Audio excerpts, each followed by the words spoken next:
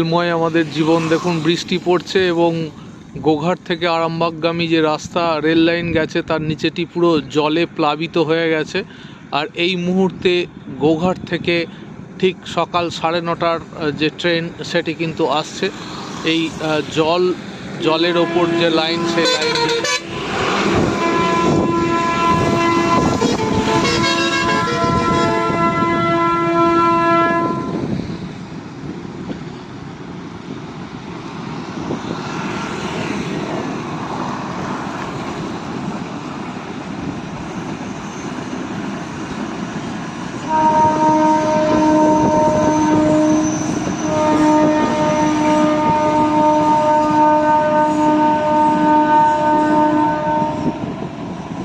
বৃষ্টি মুখরিত, চারিদিক প্লাবিত, ছুটে চলেছে গোঘাট থেকে তারকেশ্বর বা হাওড়াগামী ট্রেন।